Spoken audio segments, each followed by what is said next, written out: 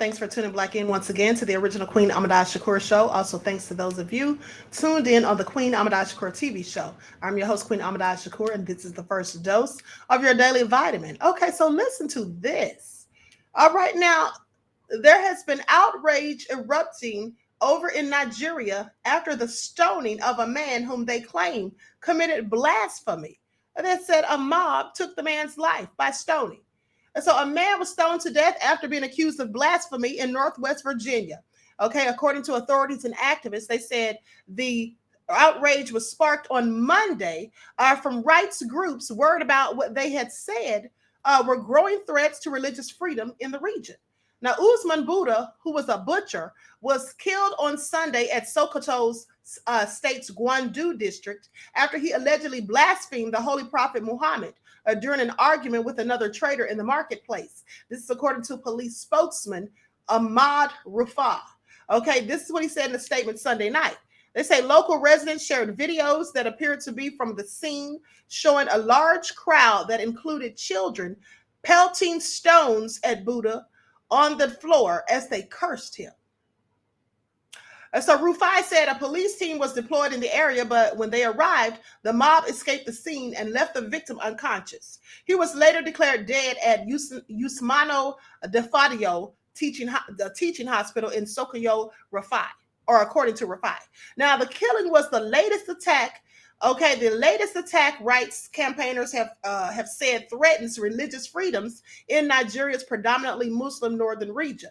Blasphemy carries the death penalty under the Islamic law in that area. Now, Amnesty International, Nigeria's office, said that the failure to ensure justice in such cases would encourage more extrajudicial killings. The government is not taking the matter seriously, and that has to change. Now, this is what Isa Sanusi said, who is the director of Amnesty International in Nigeria. Sokoto's governor, Ahmad Alayu, said that local residents should not take laws into their own hands. But he also warned that the government would deal decisively against anyone found guilty of blasphemy. So even though they don't stone you, honey, you're still going to get consequences and repercussions. They take this all very seriously.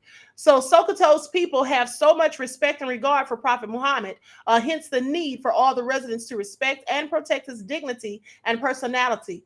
This is what Abubakar Bawa said.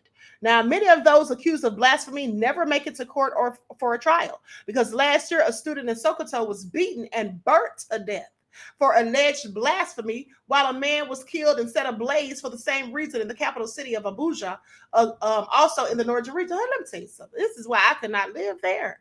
Okay, you have to be careful of what you say because the consequences can be deadly and, quite frankly, heinous and nefarious. All right? The police in Sokoto said it has opened an investigation into the latest incident though arrests are rare in such cases because they really don't care. Now, they'll tell them not to take the law into their own hands, but do they really care? No, of course they don't. Because if they did, these mob attacks would not continue to be perpetuated. They would have some types of measures to give consequences to the people acting as a whole mob and trying to take someone's life because you don't like what they said. So anyway, it goes on to say even where arrests were made, there were serious allegations against those arrested that were later released or the whole case is jeopardized. This is very dangerous, and it shows the Nigerian authorities are deliberately not willing to do the right thing to fix this dangerous situation. This is what Sanusi added. So this is all crazy. I mean, they're over here stoning people, beating people, and burning them to death because of things they say against Muhammad.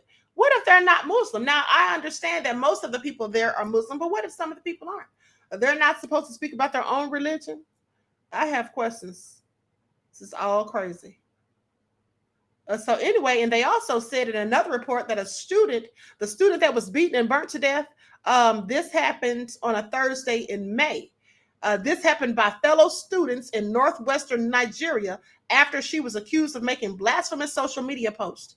Now, Deborah Samuel was killed in the Shehu Shingari College of Education in Sokoto State after being accused of making social media posts that was blasphemous and about the Prophet Muhammad And they say 2 students have been arrested in connection with the incident. So this is what they're doing even at colleges, okay? Where they're supposed to have some level of education, all right, and trying to do the right thing. I mean, you would think.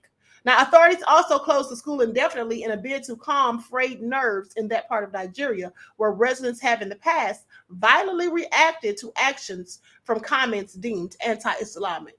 You better watch what you say.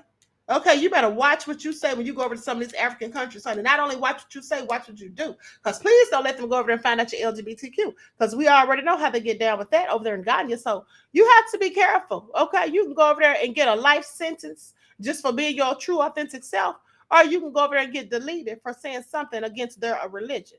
Okay, so please be careful if you go over there and visit, honey. Make sure you know the rules and laws of the countries that you visit beforehand. All right, let's not forget about the guy who went over to Singapore committing vandalism or spraying graffiti and all that stuff, being foolish, vandalism clearly, and then got caned. Right? This is all crazy. I can't believe they're still stoning people. Now, I knew that they used to do this in some of the Muslim practicing countries, but the fact that they're still doing it and even have children involved, pay attention. They said children were even pelting stones at him. And then you have these college students who burnt someone to death, lit them on fire. This is all crazy. Like, this is just a savage mindset to me. This is just an excuse, as far as I'm concerned, doing these type of things to someone because they don't agree with the religious practices that someone else engages in, or, they don't worship the same deities and all of that. To me, this is just an excuse for nefariousness, all right? Some of these people are whole, cold-blooded killers. And this is just a good way for them to have an excuse to do it and likely get away with it. Pay attention. This is all so crazy. Please drop me a comment. Let me know what you think about it. Stoning in 2023. With that all being said, I wish you all love, peace, and prosperity. Peace.